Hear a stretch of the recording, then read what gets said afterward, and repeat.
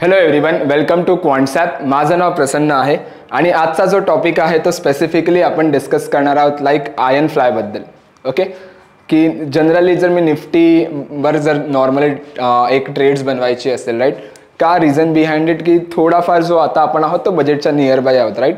So बजेटच्या दिवशी काय होतं किंवा त्याच्या आदल्या दिवशी काय होतं की किंवा एक ट्रेंड जर बघितला तर IB जी आहे हळूहळू वाढायला सुरुवात होते, राईट. सो फिअर असतं मार्केटमध्ये की बजेट एखादा जर चांगला आला तर डेफिनेटली जो मोमेंटम आहे निफ्टीमध्ये थोडाफार बुलिश असेल. जर बजेट थोडाफार जर नेगेटिव्ह असेल किंवा थोडा आपल्या फेवरमध्ये नसेल, सो थोडा मार्केटचा जो सेंटिमेंट आहे तो बेरिश होऊ शकतो, right.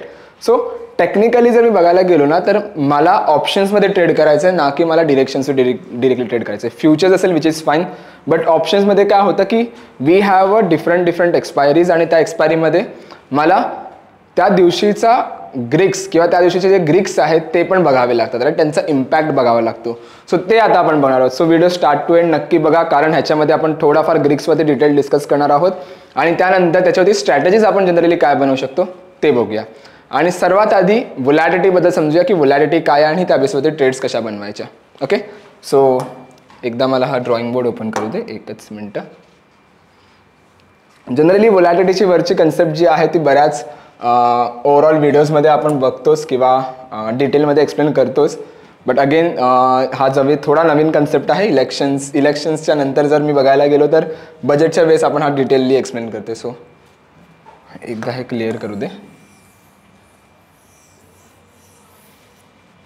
Okay, now first understand the volatility की व्होलॅटिलिटी काय आहे. ह्याला मी वॉल इथे मेन्शन करतो. Vol means volatility. सो व्होलॅटिलिटीचे काही कॅरेक्टरिस्टिक्स असतात. पहिली कॅरेक्टरिस्टिक काय असते की volatility is positive with premium,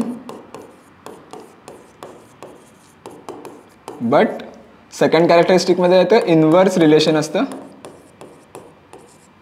with price. Okay, positive with premium, inverse with price म्हणजे काय, व्होलॅटिलिटी जी आहे ती नेगेटिव्हली कोरिलेट करत असते प्राइस सोबत. दॅट मीन्स व्हॉट की जेव्हा जेव्हा व्होलॅटिलिटी वाढते तेव्हा प्राइस जी आहे म्हणजे स्टॉकची प्राइस, इंडेक्सची प्राइस पडण्याचे चान्सेस जास्त असतात. ओके, आणि जेव्हा जेव्हा व्होलॅटिलिटी खाली पडते तेव्हा प्रोबॅबली आपण म्हणू शकतो की एक बुलिश मोमेंटम येतो किंवा एक थोडाफार बॉटम तिकडे क्रिएट करेल मार्केट आणि त्यानुसार मोमेंटम येते. बट स्टील जर मॅक्झिमम टाइम 75-85% जर तुम्ही बघितलात ना तेव्हा हे रिझन असतं की जेव्हा जेव्हा व्होलॅटिलिटी वाढते तेव्हा तेव्हा प्राइस जी आहे ते खाली पडतात. ओके, नाव जो पहिला पॉईंट आहे तो काय आहे, positive with the premium. Means what की व्होलॅटिलिटी जेव्हा आपण वाढते, लेट्स सी मी इथे कॉल आणि पुट, जेव्हा जेव्हा व्होलॅटिलिटी वाढते तेव्हा तेव्हा कॉल आणि पुट दोघांचे प्रीमियम्स वाढतात आणि जेव्हा व्होलॅटिलिटी खाली पडते तेव्हा कॉल आणि पुट दोघांचे जे प्रीमियम्स आहेत ते खाली पडतात. ओके, सिम्पल कन्सेप्ट आहे. हा आला second characteristic. Now third characteristic, व्होलॅटिलिटीची एक मीन रिव्हर्टिंग कॅरेक्टरिस्टिक असते. Mean reverting means what, like this. व्होलॅटिलिटी काही तुम्हाला अशी मूव्ह करताना दिसेल. ओके, सो इथे बघा वरती चालले, परत मीनकडे आले, परत खाली बॉटम क्रिएट करते, पुन्हा मीनकडे येते, right. So mean reverting characteristic असते कुठेतरी. लाईक मार्केटसारखं ट्रेंडिंग नसतं. मार्केट कसं असं मोमेंटम देतो ना, 1 वरून 10 वर गेला, 10 वरून 100 वर गेला, 100 वरून 200 वर, अशी व्होलॅटिलिटी मोमेंटम नाही देणार. 20 वरून 40 वर गेली तर पुन्हा ॲव्हरेजवर येईल, बॉटम क्रिएट केली 10 वर आली पुन्हा ॲव्हरेजवर येईल. Okay, so mean reverting characteristic असते. नाव फोर्थ थिंग, व्होलॅटिलिटी जी असते ना ती स्टिकी असते ग्राउंड लेवलला. मीन्स व्हॉट, जर तुम्ही ते प्रॉपरली पाहिलं तर व्होलॅटिलिटी कशी अशी मोमेंटम देते, लाईक दिस, बरोबर. नाव यू कॅन सी व्होलॅटिलिटी जी आहे ना ती ग्राउंड लेवलला जास्त वेळ टाइम स्पेंड करते. Okay, so sticky on a ground level म्हणू शकतो. आणि जेव्हा जेव्हा ती एक सडन स्पाइकअप देते तेव्हा एक क्विक फॉल आपल्याला बघायला मिळतो मार्केटमध्ये. ओके, सो व्होलॅटिलिटी जी आहे ती अशी मोमेंटम नाही देणार तुम्हाला, अशी वरती गेली मग टाइम स्पेंड करते, परत खाली आली असं नाही दिसणार, लाईक दिस तुम्हाला दिसेल. ओके, नाव आता बजेट आहे. सो बजेटच्या वेळेस काय होणार, व्होलॅटिलिटी स्पाइकअप झालेली आहे. त्याच्यासाठी आता कोणत्या ट्रेड्स बनव ज्यामध्ये माझी रिस्क पण कमी असेल आणि रिवॉर्ड जो असेल तो पण चांगला असेल, राईट. सो त्यासाठी आपण कन्सेप्ट घेऊया. जोपर्यंत ही कन्सेप्ट तुम्हाला लक्षात नाही येणार ना तोपर्यंत जी मी आता ट्रेड सांगणार आहे ते तुम्हाला लक्षात नाही येणार. Okay, so let's go with the concept. Okay, मी इथे येतो आणि ट्रेडिंगवरती मी येणार इकडे and options architect. So generally आपण ट्राय करतो बटरफ्लाय स्ट्रॅटेजी बनवायचं. ओके, आयर्न फ्लाय बनवायचा प्रयत्न करतोय आपण. सो आपण काय करणार, ऑस्किलेटमध्ये आलो. मला काय वाटतं की मार्केट जो आहे तो एका रेंजमध्ये राहू शकतो. So you can see short स्ट्रॅडलचा इथे ऑप्शन आहे. Okay, I click on a short straddle आणि इथे ॲक्च्युली विप्रो आहे ना, मी ह्याला निफ्टी करतो.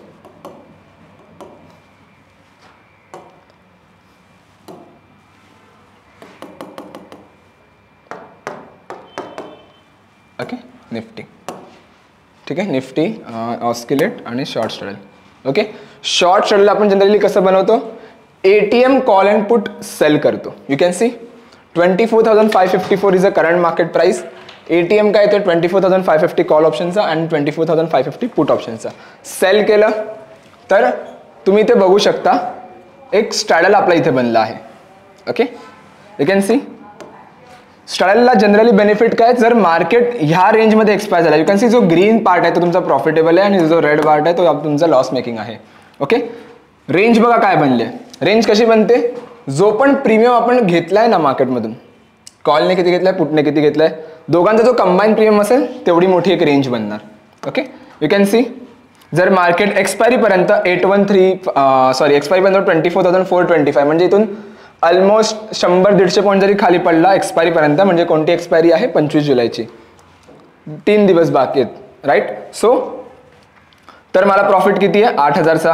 जर मार्केट वरती जरी गेला 24,800 पर्यंत, तरी 300 पॉईंट जरी वरती गेला, still I got a benefit of 5,000 rupees, right. Benefit आहे.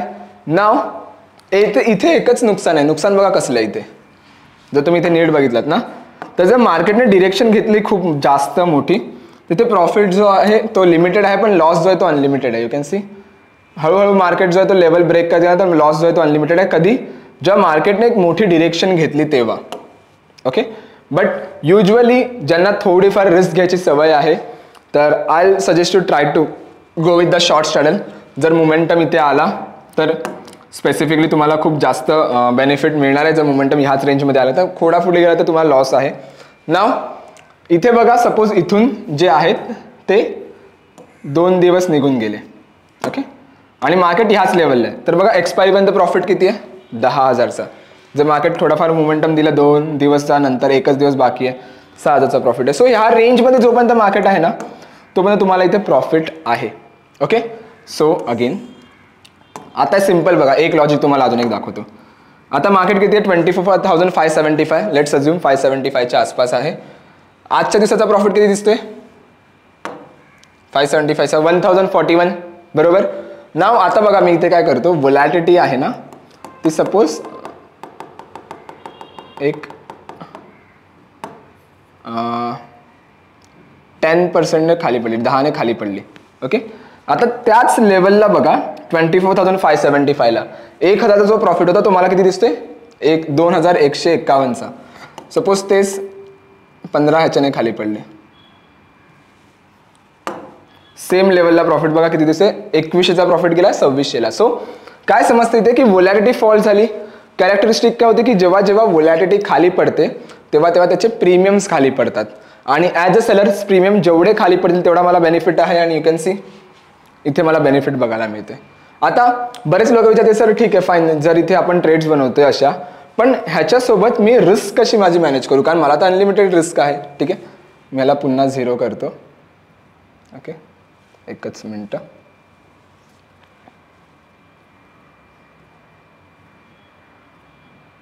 ओके, सो आता मी याला मॅनेज कसं करू. इथे तर मला अनलिमिटेड रिस्क आहे, इथे पण मला अनलिमिटेड रिस्क आहे, आणि थोडाफार मी कॉशियस आहे माझ्या इन्व्हेस्टमेंटला घेऊन. सो सिम्पल आहे, आपण सेल केलाय, इन्व्हेस्टमेंट थोडी हेवी आहे.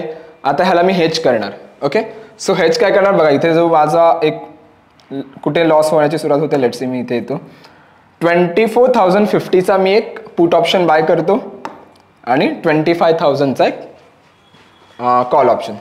ओके, मी इथे ॲड लेगवर येणार 2450.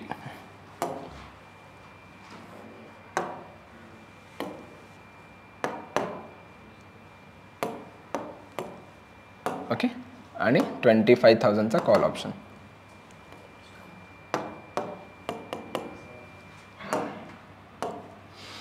ओके नाव जर तुम्ही ते नीट बघितलं तर यू कॅन सी माझी जी पोझिशन आहे ती हेज झाली आहे. ओके थोडाफार इथे वरती खाली आहे ना, तो ह्याला मी थोडा आतमध्ये येतो. ठीक आहे, दिस वन इज फाईन.